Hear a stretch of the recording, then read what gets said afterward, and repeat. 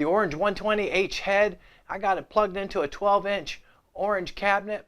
Does it take pedals well?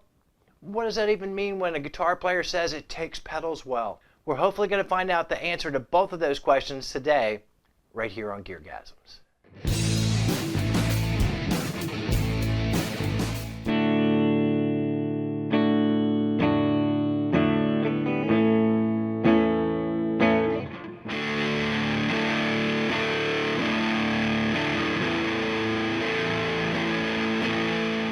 Hi everybody, welcome to GearGasms. I'm your host Alan Barnes. Today we're going to be taking another crack at the Orange CR120H. It's a solid state head.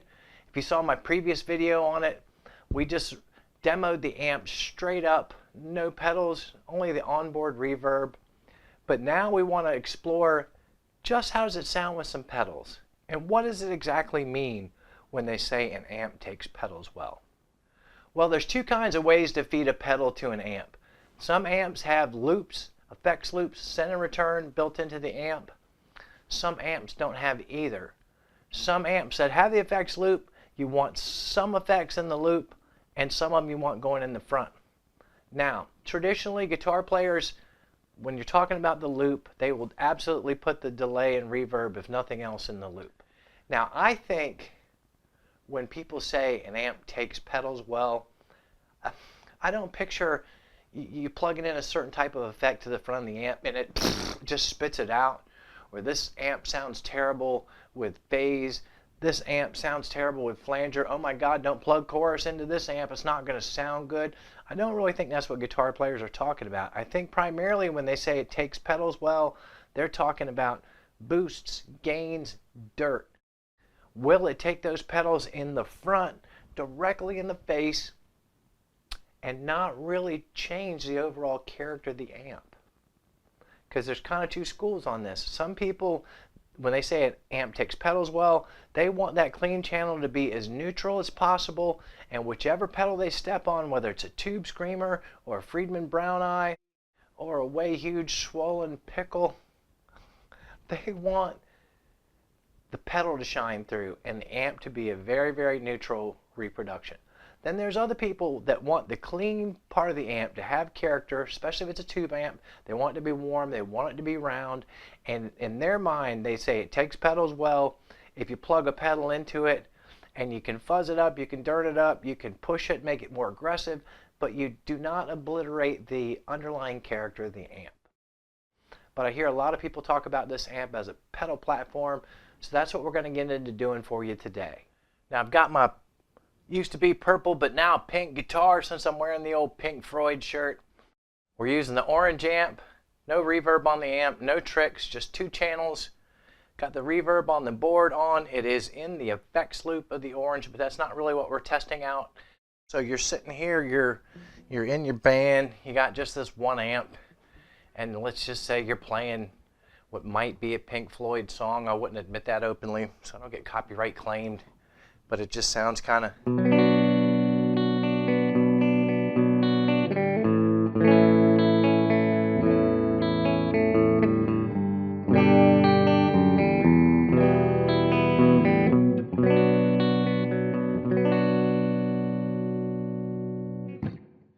Got that part worked out, but now you're coming into the bridge.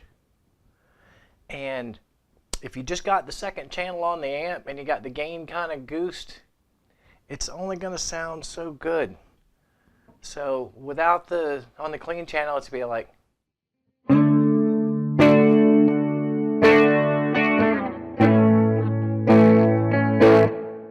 if you kick it in,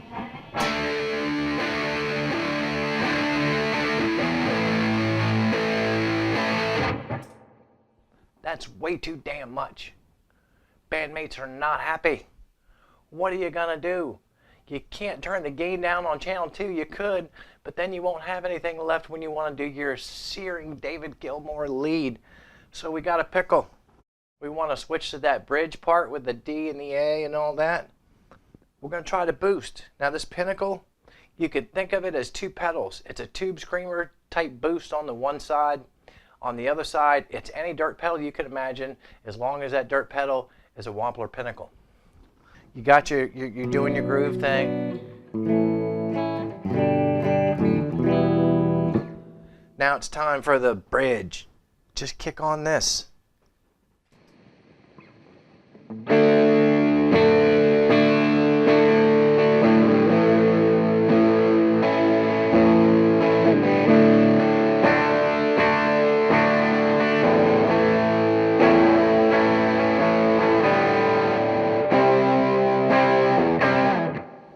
See how much better that sounds? Again, there's without it.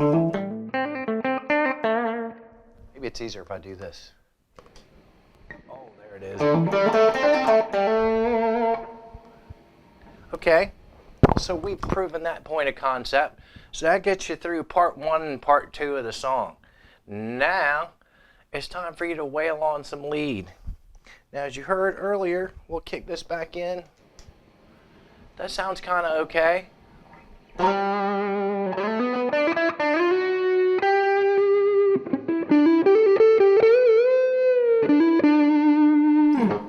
It'll kind of get you there, but if you want a little bit more than that,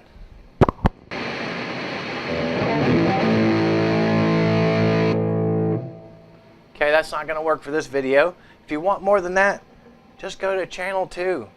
Now we've still got the boost engaged.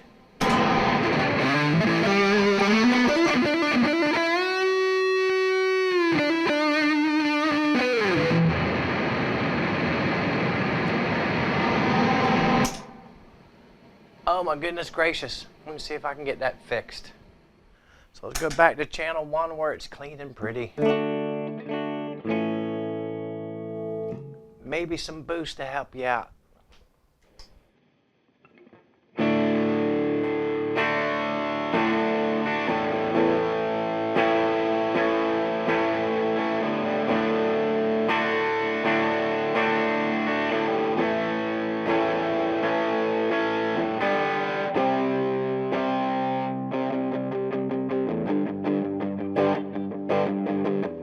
Lips move, but I can't hear what you're saying. Now that's got a little hiss in it. I'm still working that out. There's a problem with that pedal. I might have to get in touch with Brian Wampler himself. God damn it, the boost shouldn't be that noisy, but it is, and it was worse. Before I forget, it's t-shirt shout out time. Pink Floyd, The Dark Side of Your Mom. I saw this shirt online on the Book of Faces in an advertisement, and it was one of those rare occasions that as soon as I saw that thing, I said, I don't care what it costs, I have to have that t-shirt. GearGasms number of the week is 1. That's the number of people in Pink Floyd who are dead. Just 1. And it's the keyboard player. You can get anybody to play the keyboard. You really think we're going to know the difference? Hell, you could sequence those bad boys, go out with the 3 of you and make mad bank. And most of us wouldn't even complain and give a crap. So what is stopping a true Pink Floyd reunion? Gout? Mild to moderate eczema? Osteoporosis? Pancreatic failure? Overactive bladder? ED? Fistula? Scabies? Rickets? And probably the coronavirus. Let's move on. Okay, so now you've done sort of 2 sounds on 1 channel. Let's turn that beast off. And let's say it's solo time. And so you want to go to channel 2 on the old orange.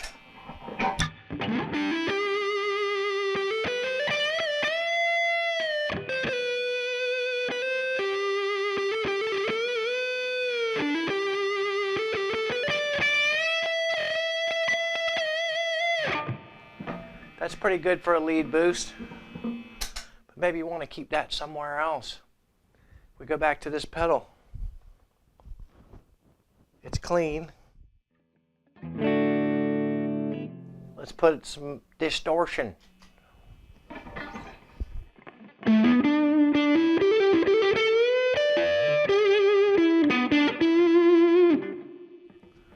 Goose that a little bit on the old gain knob. We know it's got more than that in there.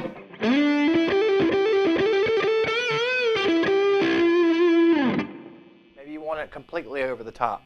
Gain plus boost. Oh, there's that noise again.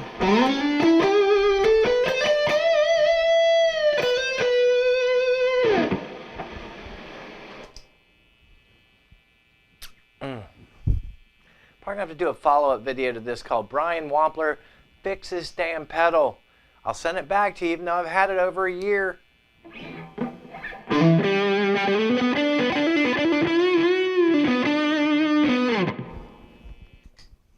Alright, we're talking about taking pedals, mainly just focusing on gain and boost. Let's switch over to channel 2, and again, we had that big rock sound.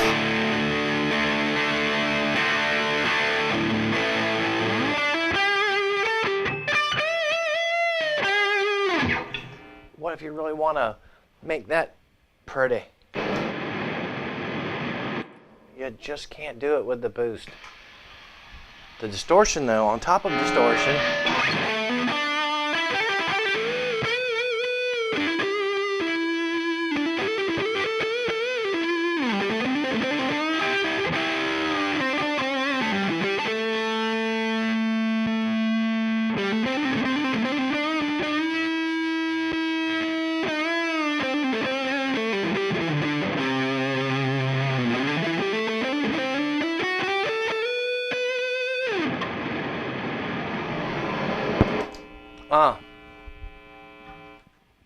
I'll probably have to send this video to Brian.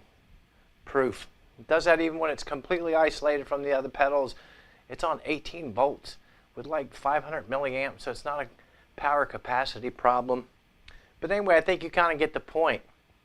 A good amp that takes pedals well, not only do you have a couple channels, but you can use combinations of clean boosts and gain pedals and distortion pedals to sort of take a two-channel amp and turn it into 4 or 5. And if you're counting, we got clean with boost, then we go to channel 2, we got dirty with boost. So you really get 4 distinct sounds with 1 amp, 2 channels, and 1 good dual function pedal. And of course the amp takes pedals well. Alrighty, picking up from where we left off last week, but it's really just the next day. I'm determined to figure out this problem with the Wampler pedal. I certainly don't want Brian to have some video out there bad-mouthing his product when chances are very good that it's my power supply. There's something going on there. So what I've done is I just put a 9-volt battery in there, and it's completely decabled from my pedal board, as you can see on camera 2. So let's sort of go through what we were trying to go through yesterday to sort of demonstrate how you can get multiple things from a rig. And let's hope that it doesn't give us the noise. Can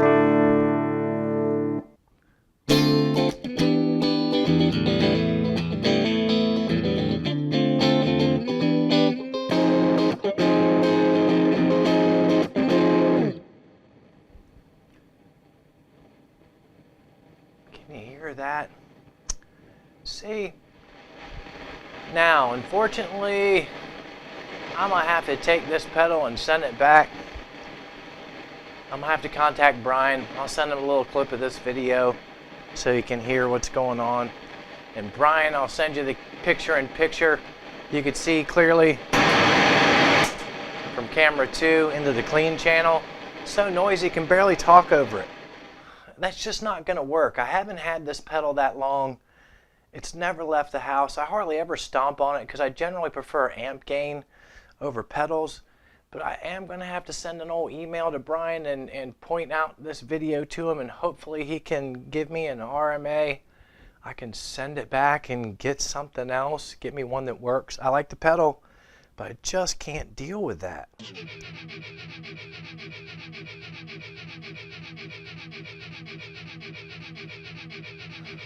Well, what did we learn today, kids?